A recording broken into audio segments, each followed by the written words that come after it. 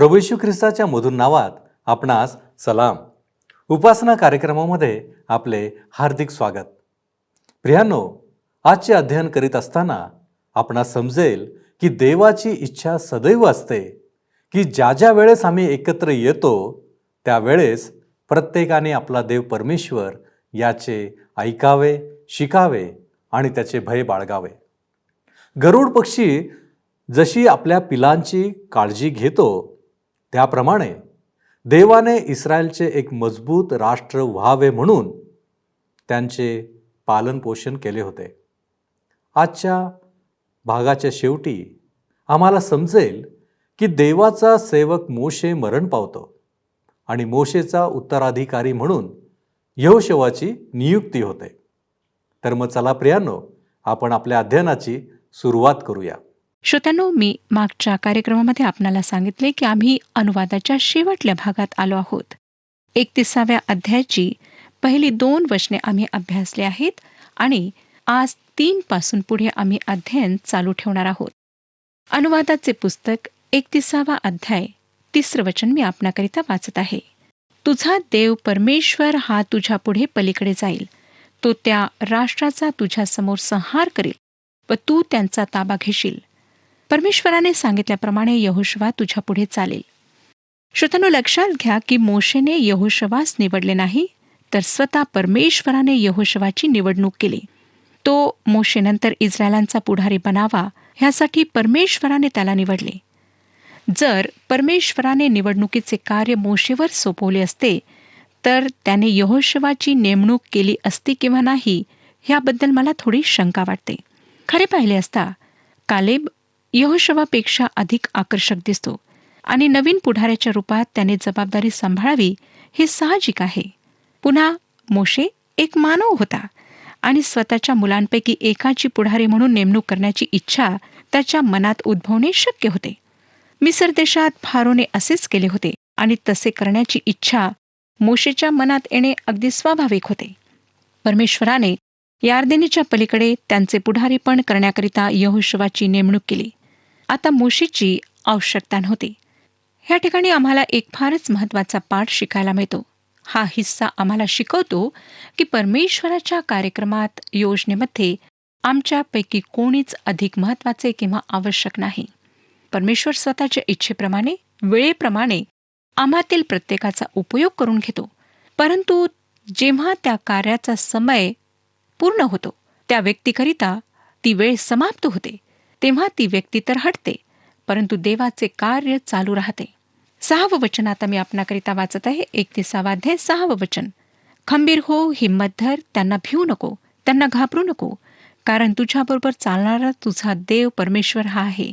तो तुला सोडून जाणार नाही व तुला टाकणारही नाही. मोशे ह्या ठिकाणी ह्या लोकांना उत्साहित करीत आहे. त्या देशात असणाऱ्या लोकांना घाबरू नका.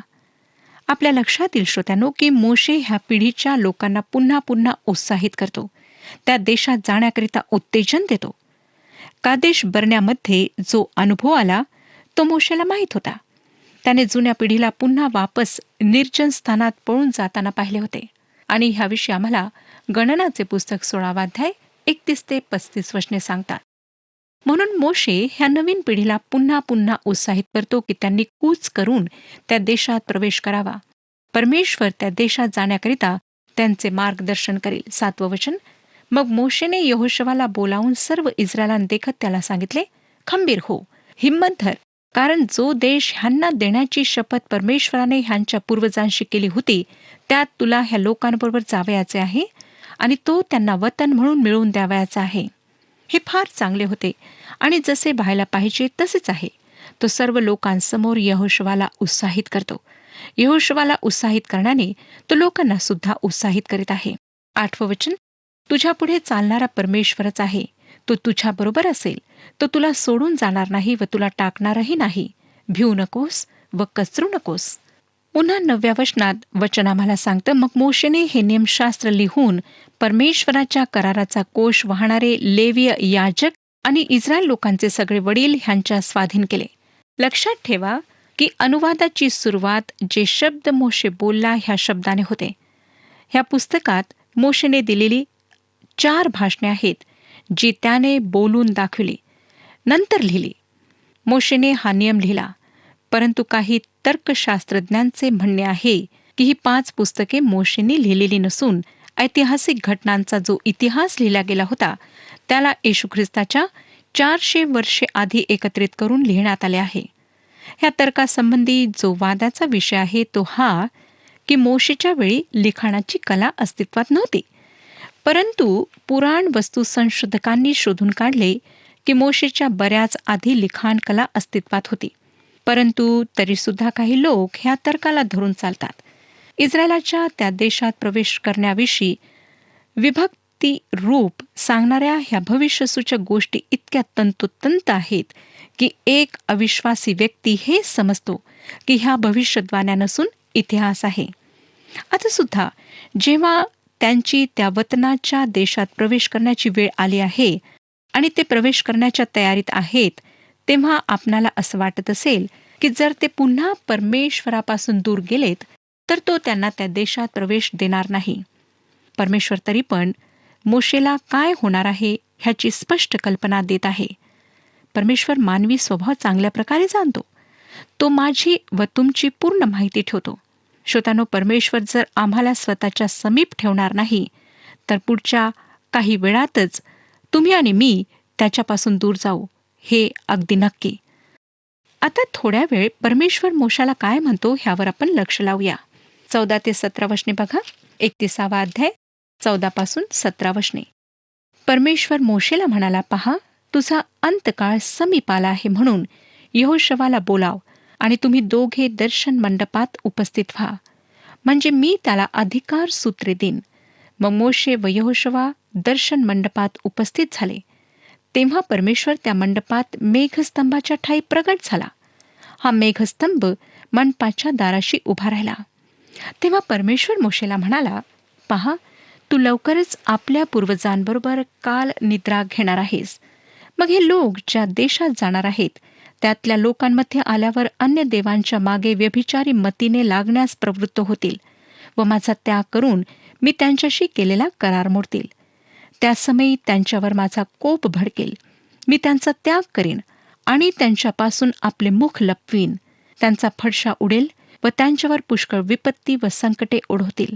मग ते म्हणतील, आपला देव आपणामध्ये नाही, म्हणूनच ह्या विपत्ती आपल्यावर ओढवल्या आहेत ना. आता श्रोत्यांनो, मला असे काही लोक माहीत आहेत जे आज म्हणतात, आज आम्ही अगदी वेगळे आहोत, आम्ही परमेश्वरापासून दूर जाऊ शकत नाही. परंतु आपणाला माहीत आहे का की येशू ख्रिस्ताने बिलकुल हीच गोष्ट मंडळीच्या बाबतीत म्हटली. लुका शुभवर्तमान 18 अध्याय आणि 8व्या वचनामध्ये त्याने म्हटले, मी तुम्हाला सांगतो, तो त्यांचा न्याय लवकर करील. तरी मनुष्याचा पुत्र येईल तेव्हा त्याला पृथ्वीवर विश्वास आढळेल काय. विश्वास आहे जे सत्य प्रगट झाले आहे त्याची पूर्णता. आता हा जो प्रश्न विचारण्यात आलेला आहे की जेव्हा मनुष्याचा पुत्र येईल तेव्हा त्याला पृथ्वीवर विश्वास आढळेल काय, तर ह्याचे उत्तर आहे नाही, त्याला विश्वास आढळणार नाही. इतकेच नाही, पण ग्रीक भाषेत ज्या प्रकारे हा प्रश्न मांडण्यात आला आहे त्यामध्ये ह्याचे उत्तर नकारार्थीच मिळायला पाहिजे. नवीन करारात मंडळांचे धर्मत्यागाविषयी जे भविष्य करण्यात आले आहे ते अगदी इस्रायलच्या भविष्याप्रमाणे आहे आणि तुम्ही आणि मी आज त्यात राहत आहोत. मी स्वतः असे होताना पाहिले आहे ज्यामध्ये माझे रक्त गोठते. मी पाहिले की ज्या मंडळ्या एकेकाळी पुराण मतवादी होत्या त्यांनी परमेश्वराच्या वचनाकडे दुर्लक्ष केले आणि त्या शेवटी विश्वासापासून दूर गेल्यात. कित्येक असे लोक मी पाहिले आहेत जे एकेकाळी विश्वासात फार दृढ आणि खंबीर होते, ते परमेश्वराच्या वचनापासून दूर गेलेत. आता श्रोत्यांनो, असं नका म्हणू की मी असे करू शकत नाही किंवा माझ्यासोबत असे घडणे शक्य नाही. मी सगळ्यात अधिक हीच प्रार्थना करते की प्रभू, तू मला तुझ्या अगदी जवळ ठेव. आता आपण 19 ते 21 वचने वाचूया. आता तुम्ही हे गीत लिहून घ्या, हे इस्रायल लोकांना शिकवा, त्यांना हे तोंडपाठ करायला लावा, म्हणजे ते इस्रायल लोकांविरुद्ध माझ्या वतीने साक्ष देईल. कारण ज्या देशात दुधामधाचे प्रवाह वाहत आहेत असा देश देण्याची शपथ मी त्यांच्या पूर्वजांशी वाहिली होती. त्यात मी त्यांना नेऊन पोहोचल्यावर ते पोटभर खाऊन मासतील आणि मग अन्य देवाकडे वळून त्यांची सेवा करतील आणि मला तुच्छ लेखून माझा करार मोडतील. त्यांच्यावर पुष्कळ विपत्ती व संकटे ओढवल्यावर हे गीत त्यांच्यासमोर साक्ष देईल, कारण ते त्यांच्या संतानाच्या मुखी सदोदित राहील. ज्या देशात त्यांना घेऊन जाण्याची मी शपथ वाहिली होती, त्यात त्यांना अजून नेलेही नाही. तोच त्यांच्या मनात काय काय चालले आहे हे मी जाणून आहे. श्रोत्यांनो, संगीत फार महत्वाचे आहे. कोणी एका व्यक्तीने म्हटले आहे की मला राष्ट्राचे संगीत लिहू द्या, कायदा कोण लिहिणार ह्याची मला पर्वा नाही. आता आपण 24 ते 26 वचने वाचूया. मोशेने हा नियमशास्त्राची वचने अथपासून इत्तीपर्यंत लिहून ग्रंथ पुरा केला. तेव्हा त्याने परमेश्वराच्या कराराचा कोश वाहणारे लेवी ह्यांना आज्ञा केली की नियमशास्त्राचा हा ग्रंथ तुमचा देव परमेश्वर ह्याच्या कराराच्या कोशाच्या आत एका बाजूला ठेवा, म्हणजे तो तेथे तुमच्या विरुद्ध साक्षीदार म्हणून राहील. हे पुस्तक आज आमची जी पुस्तके आहेत त्याप्रमाणे नव्हते. कायद्याची गुंडाळी किंवा मातीच्या पाट्यांच्या रूपात हे होते. मोशेच्या दिवसात लोक कागदांवर लिहून गुंडाळून ठेवीत असत आणि नियमशास्त्र त्यावरच लिहिल्या गेले होते. लक्षात असू द्या श्रोत्यांनो की आम्ही अनुवादाच्या पुस्तकाच्या अशा भागात आहोत जेथे ह्याला मोशेची मृत्यूशांतर्त प्रार्थना असा मथळा देण्यात आलेला आहे. तो राष्ट्राला अंतिम गोष्टी सांगत आहे. तो सर्व जमातीच्या लोकांना सभोवती जमा करून सगळ्या गोष्टी समजावून सांगत आहे. ज्या प्रकारे याकोबाने 12 पुत्रांना बोलावून सर्व गोष्टी सांगितल्या होत्या. ते 12 पुत्र आज 12 वंशात परिवर्तित झाले होते आणि एका मोठ्या राष्ट्राच्या रूपात होते. मोशेने त्यांना स्वतः जवळ बोलाविले आहे. 27 ते 30 वचने मी आपणाकरिता वाचत आहे. कारण तुमचा बंडखोरपणा आणि तुमच्या मानेचा ताठा मी जाणून आहे. पहा, मी अजून तुमच्याबरोबर जिवंत असतानाही तुम्ही परमेश्वराविरुद्ध बंड करीत आला आहात, तर मी मेल्यावर कितीतरी कराल. आपल्या वंशांचे सर्व वडील आणि अंमलदार ह्यांना माझ्यासमोर जमवा, म्हणजे मी त्यांच्या विरुद्ध आकाश व पृथ्वी ह्यांना साक्षी ठेवून त्यांच्या कानावर ही वचने घालेन. कारण मला ठाऊक आहे की मेल्यावर तुम्ही अगदी बिघडून जाल. ज्या मार्गाने चालण्याची मी तुम्हाला आज्ञा केली आहे तो तुम्ही सोडून द्याल. परमेश्वराच्या दृष्टीने वाईट ते तुम्ही कराल व आपल्या हातच्या कृतीने त्याला चीड आणाल, म्हणून पुढील काळी तुमच्यावर विपत्ती येऊन पडेल. मग मोशेने इस्रायलाच्या साऱ्या सभेला ह्या गीताचे शब्द अतपासून इत्तीपर्यंत ऐकविले. श्रोत्यांनो, 3500 वर्षांपूर्वी मोशेने जे विधान केले ते आजही अगदी तंतोतंत बरोबर आहे, आजही खरे आहे. आता आपण 32व्या अध्यायाकडे वळत आहोत. मोशेच्या गीताच्या पहिल्या 4 ओळी ह्या गीताच्या विषयाचा परिचय आम्हाला करून देणाऱ्या आहेत. पहिलं वचन सांगतं, हे आकाशा लक्ष दे, मी बोलत आहे, पृथ्वी माझ्या तोंडचे शब्द ऐको. परमेश्वर आकाश आणि पृथ्वीला संबोधून म्हणत आहे की तुम्ही साक्षीदार आहात की ह्या अटींच्या खाली मी इस्रायलांना ह्या देशामध्ये ठेवत आहे. नंतर पुढे दुसरं वचन बघा, पर्जन्याप्रमाणे माझ्या बोधाची वृष्टी हो, माझे भाषण दहिवराप्रमाणे ठिपको. कोवळ्या गवतावर जशी पावसाची झिमझिम, हिरवळीवर जशा पावसाच्या सरी, तसे ते वर्षो. परमेश्वराचे वचन असेच आहे. स्तोत्रकर्ता 72 स्तोत्र 6व्या वचनामध्ये म्हणतो, कापलेल्या गवतावर पडणाऱ्या पर्जन्याप्रमाणे, भूमी सिंचन करणाऱ्या सरीप्रमाणे तो उतरेल.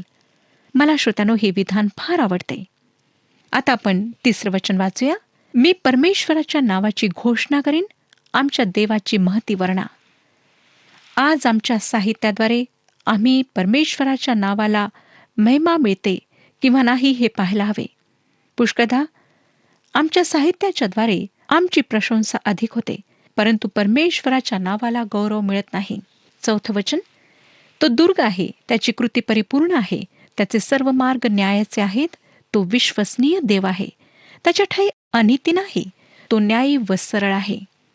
हे गीत खडकाबद्दल आहे, दुर्गाबद्दल आहे. खडक किंवा दुर्ग हा शब्द 7 वेळा ह्या गीतामध्ये आलेला आहे. येशू ख्रिस्ताला खडक म्हणून संबोधित केल्या गेले आहे.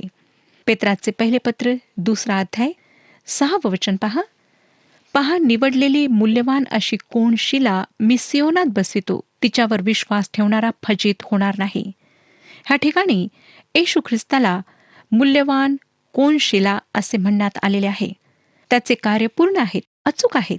खरंच किती चांगल्या उत्तम प्रकारे ह्या गीताद्वारे परमेश्वराला उच्च स्थान देण्यात आले आहे. श्रोत्यांनो, आमच्या जीवनाच्या द्वारे सुद्धा परमेश्वराला उच्च स्थान मिळायला हवे. 5 आणि 6 वचने बघा. हे बिघडले आहेत, हे त्याचे पुत्र नव्हत, हा त्यांचा दोष आहे. ही विकृत व कुटील पिढी आहे. अहो मूढ व निर्बुद्ध लोक हो, तुम्ही परमेश्वराची अशी फेड करता काय? ज्याने तुला घडविले तोच तुझा पिता ना, त्यानेच तुला निर्माण केले व स्थापिले. परमेश्वर इस्रायलांचा पिता आहे, कारण त्याने त्यांची सृष्टी केली आहे. तो ह्या ठिकाणी पापापासून मुक्तीविषयी बोलत नाही. एका दृष्टीने परमेश्वर संपूर्ण मानवजातीचा पिता आहे, कारण त्याने संपूर्ण मानवजातीची रचना केली, उत्पत्ती केली. आता आपण 7 ते 9 वचने वाचूया. पुरातन काळच्या दिवसांचे स्मरण कर, कैक पिढ्यांची वर्षे ध्यानात आण. आपल्या बापाला विचार, तो तुला निवेदन करील. आपल्या वडील जनास विचार, ते तुला सांगतील. जेव्हा परतपराने राष्ट्रांना त्यांची वतने दिली, जेव्हा त्याने मानवास निरनिराळे वसविले, तेव्हा त्याने इस्रायल लोकांच्या संख्येप्रमाणे राष्ट्रांच्या सीमा आखून दिल्या. कारण परमेश्वराचे लोक हाच त्याचा वाटा, याकोब हाच त्याचा वतन भाग. 8वे वचन असाधारण आहे. ह्या वचनाचे संतोषजनक स्पष्टीकरण आजपर्यंत माझ्या ऐकवात नाही. ह्या पृथ्वीवरच्या राष्ट्रांना इस्रायली लोकांची जी संख्या आहे त्यावरून प्रमाणबद्ध केल्या जाते. दुसऱ्या शब्दात, जितकी इस्रायली लोकांची संख्या असेल त्यावरून राष्ट्राची मर्यादा, हद्द ठरविण्यात येते. ही अशी बाब आहे श्रोत्यानो, जी अभ्यासाचा विषय आहे. ह्यावरून आपल्याला समजून येईल की यहुदी आणि त्यांची भूमी ह्या पृथ्वीवर अधिक संवेदनाक्षम का आहेत. 10वं वचन सांगतं, तो त्याला वैरान प्रदेशात व घोंगावणाऱ्या ओसाड रानात सापडला. त्याने त्याच्या सभोवती राहून त्याची निगा राखली. आपल्या डोळ्यातील बाहुलीप्रमाणे त्याला सांभाळले. त्या भयंकर निर्जन स्थानात 40 वर्षे परमेश्वराने त्यांचा सांभाळ केला. त्याने त्यांना चालवले, त्यांचे मार्गदर्शन केले, कारण ते त्याच्याकरिता डोळ्यातल्या बाहुलीप्रमाणे होते. अर्थात ते त्याचे अत्यंत आवडते, निवडलेले लोक होते. आता वचनांमध्ये एक फारच महत्वाचे विधान आम्हाला सापडते. 11 आणि 12 वचने बघा. गरुड पक्षीण आपले कोटे हलविते, आपल्या पिलांवर तळपत असते, आपले पंख पसरून त्यावर त्यांना घेते व आपल्या पंखावर वाहते. त्याप्रमाणे परमेश्वरानेच त्याला चालविले. त्याच्याबरोबर परका देव नव्हता. श्रोत्यानो, आपणाला माहीत असेल की गरुड पक्षीण आपल्या पिल्लांचा कशा प्रकारे सांभाळ करते, कशा प्रकारे ती त्यांना शिकवते की त्यांनी कशा प्रकारे उडावे, आणि ह्याचा अभ्यास करणे खरोखर फारच मनोवेधक आहे. परमेश्वराच्या चांगुलपणाचे, दयेचे हे फार सुंदर व विलक्षण वर्णन आहे. 15वं वचन. पण येशूरून पुष्ट होऊन लाथा झाडू लागला. तू धष्टपुष्ट झालास व लठ्ठ झालास, तू तुकतुकीत झालास. तेव्हा त्याने आपल्या निर्माणकर्त्या देवाचा त्याग केला आणि आपल्या तारण दुर्गाला तुच्छ लेखले. इस्रायलकरिता येशूरून हे दुसरे नाव आहे. इस्रायल पुष्ट होऊन लाथा झाडू लागला हे आजच्या जगातील संपन्न समृद्ध समाजाचे चित्र आहे. आता पुढे 16 ते 18 वचने काय सांगतात बघा. त्यांनी अन्य देवाच्या मागे लागून त्याला ईर्ष्येस पेटविले, अमंगळ कृत्य करून त्याला चीड आणली. देव नाहीत अशा भूतांना, जे अलीकडेच नवीन निघाले आहेत, ज्यांना तुमचे पूर्वज भीत नव्हते, अशा अपरिचित देवांना त्यांनी बली अर्पिले. तुला जन्मास घातलेल्या खडकाची तू पर्वा केली नाहीस व तुला जन्म देणाऱ्या देवाला तू विसरलास. हे पाहून परमेश्वराला त्यांचा वीट आला, कारण त्याचे पुत्र व कन्या ह्यांनी त्याला चीड आणले. मग तो म्हणाला, मी त्यांच्यापासून आपले मुख लपवीन, त्यांचा अंत कसा होईल ते मी पाहीन, कारण ही पिढी अतिशय कुटील आहे. ही मुले अविश्वसनीय आहेत. श्रोत्यानो, परमेश्वर म्हणतो की मी स्वतःला त्यांच्यापासून लपवील. तो स्वतःला त्यांच्यावर प्रगट करणार नाही. 26 आणि 27 वचने बघा. मी त्यांची दूरवर पांगापांग करीन, मानवातून त्यांची आठवणच बुजवीन, असे मी म्हणालो असतो. पण शत्रूच्या खिजवण्यास मी भ्यालो. त्यांच्या विरोधकांनी ह्याचा भलताच अर्थ लावला असता. ते म्हणाले असते की आमच्याच हाताने पराक्रम केला आहे, ही काही परमेश्वराची कृती नव्हे. परमेश्वर म्हणतो की मी त्यांची दूर दूर पांगापांग करावी, पण शत्रूच्या खिजविण्यास मी भ्यालो. तो म्हणतो की माझी इच्छा नाही की माझ्या लोकांना शत्रूंनी इजा पोहोचवावी, त्यांचा नाश करावा. 28 ते 31 वचने. हे राष्ट्र विचारशून्य आहे, ह्यांना समजतच नाही. ते शहाणे असते, त्यांना हे समजले असते व आपल्या अंतकाळाचा विचार त्यांनी केला असता तर किती बरे झाले असते. त्यांच्या दुर्गाने त्यांचा विक्रय केला नसता, परमेश्वराने त्यांना परकीयांच्या हाती दिले नसते तर एकाने सहस्त्रांचा पाठलाग कसा केला असता? दोघांनी सहस्त्रांना कसे पळविले असते? त्यांचा दुर्ग आपल्या दुर्गासारखा नाही, हे आपले शत्रूही जाणून आहेत. कशा प्रकारचे चित्र आमच्या समोर आहे. परमेश्वर त्याच्या लोकांवर प्रेम करतो. त्याची त्यांच्याकरिता उत्कट इच्छा आहे की त्यांना सोडवावे, सुटका द्यावी, त्यांचे रक्षण करावे. 43 वचन बघा. राष्ट्रांनो, त्याच्या प्रजेचा जय जयकार करा, कारण तो आपल्या सेवकांच्या रक्तपाताचा बदला घेईल. तो आपल्या विरोधकांचा सूड उगविल. तो आपला देश व आपली प्रजा ह्यांच्यासाठी प्रायश्चित करेल. श्रोतांनो, ह्याद्वारे मोशेच्या उत्कृष्ट दर्जाच्या ह्या गीताची समाप्ती होते. 44 आणि 45 वचने सांगतात, ह्या गीताचे सर्व शब्द मोशेने नूनाचा मुलगा होशा ह्याला बरोबर घेऊन लोकांना ऐकविले. ह्याप्रमाणे मोशेने ही सर्व वचने सर्व इस्रायल लोकांना सांगण्याचे संपविले. अंतिम भागामध्ये मोशे काही गोष्टी आवर्जून सांगत आहे. 46 आणि 47 वचने बघा. मग तो त्यांना म्हणाला, ज्या गोष्टी आज मी तुम्हाला साक्षीदाखल सांगत आहे त्या सर्व लक्षात ठेवा. ह्या नियमशास्त्रातील सर्व गोष्टी काळजीपूर्वक पाळण्याची तुम्ही आपल्या मुलांना आज्ञा करा. ही बाब तुमच्या दृष्टीने निरर्थक नसावी, कारण हीच तुमचे जीवन होय. तुम्ही यार्देन ओलांडून ज्या देशाचे वतन करून घ्यावयाला जाणार आहात, तेथे हिच्याच योगे चिरकाळ राहाल. पुन्हा सांगू इच्छिते श्रोत्यानो, की त्या देशात त्यांची राजकीय अधिकाराची मुदत, त्यांचे वास्तव्य त्यांच्या आज्ञा पालनावर अवलंबून होते. 48 ते 52 वचने. त्याच दिवशी परमेश्वर मोशेला म्हणाला, मोवाब देशात यरीहो समोर अबारेम पर्वताचे नबो म्हणून जे शिखर आहे त्यावर चढ, आणि जो कनान देश इस्रायल लोकांना वतन म्हणून मी देत आहे तो तेथून पहा. तुझा भाऊ अहरोन हा होर डोंगरावर मृत्यू पावून स्वजनास मिळाला, तसाच तूही ह्या डोंगरावर चढून जाशील व तेथे मृत्यू पावून स्वजनास मिळशील. कारण सीन रानात कादेशच्या मरिबा नावाच्या झऱ्याजवळ तुम्ही इस्रायल लोकांदेखत माझा विश्वासघात केला व त्यांच्यासमोर मला पवित्र मानले नाही. ह्यामुळे जो देश मी इस्रायल लोकांना देत आहे तो तू समोर पाहशील, पण तेथे तुझे जाणे होणार नाही. मोशे, जो नियमशास्त्राचा प्रतिनिधी, नियमशास्त्र देणारा, त्या देशात प्रवेश करू शकला नाही. ह्या ठिकाणी आम्ही पाहतो श्रोत्यानो, की कायदा, नियम एक प्रकारे बाधा आहेत. आता आपण 33व्या अध्यायाकडे वळत आहोत. या अध्यायात आम्हाला मोशेच्या मृत्यूपूर्वी त्याने काय केले ह्याचा खुलासा मिळतो. त्याने सर्व लोकांना त्यांच्या कुळाप्रमाणे एकत्रित बोलावले आणि प्रत्येकाला आशीर्वाद दिला. आपण हा अध्याय स्वतः वाचावा अशी मी आपणाला विनंती करते. परंतु 7वं वचन मी आपणाकरिता वाचत आहे. यहूदाला हा आशीर्वाद. तो म्हणाला, हे परमेश्वरा, यहूदाचे म्हणणे ऐक, त्याला त्याच्या लोकांमध्ये आण.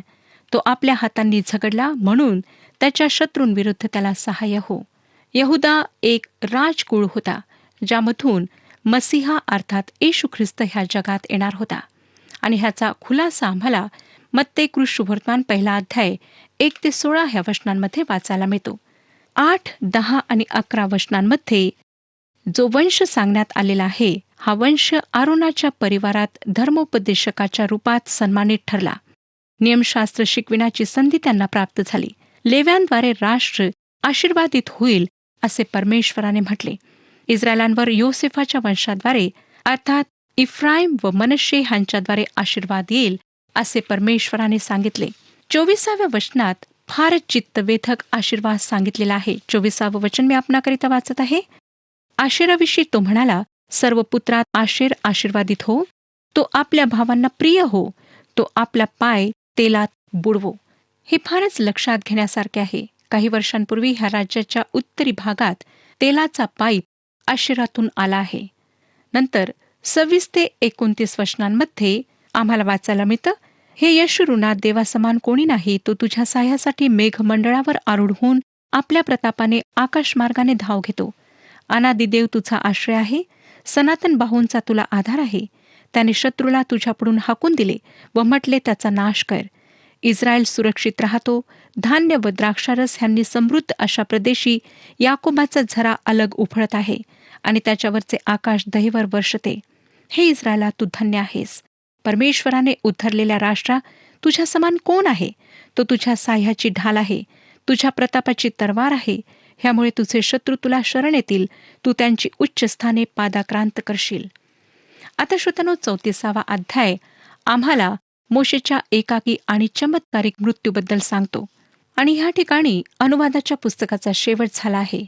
आम्ही पाहिले की मोशे शेवटल्या क्षणापर्यंत ज्या कार्यासाठी देवाने त्याला पाचारण केले होते त्यामध्ये विश्वासू राहिला. परमेश्वराने त्याला तुला वतनाच्या देशात प्रवेश मिळणार नाही म्हणून स्पष्ट सांगितले, तरी सुद्धा तो डगमगला नाही, परमेश्वराविरुद्ध बोलला नाही किंवा वागला नाही. आज आम्हाला स्मरणात ठेवायचे आहे की ह्या पृथ्वीवरील नाशवंत गोष्टींपेक्षा स्वर्गीय आशीर्वाद, स्वर्गीय जीवन प्राप्त करण्यासाठी आम्हाला झटायचे आहे. येशू ख्रिस्ताद्वारे सार्वकालिक जीवन प्राप्त करून त्या देशामध्ये आम्हाला प्रवेश करायचा आहे, ज्याची आनभाग प्रतिज्ञा परमेश्वराने आमच्या सोबत केली आहे. परमेश्वर आपणा सर्वांस आशीर्वाद देव.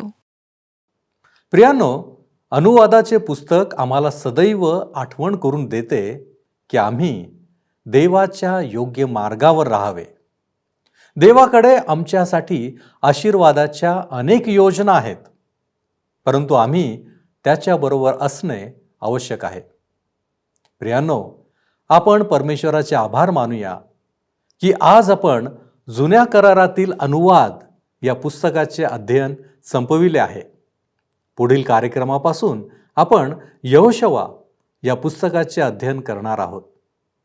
परमेश्वराकडे माझी प्रार्थना आहे की त्याच्या विश्वासात अधिक दृढ होण्यासाठी त्याचे सहाय्य आम्हास मिळो आणि देवाचे गौरव आपणास पाहावयास मिळो.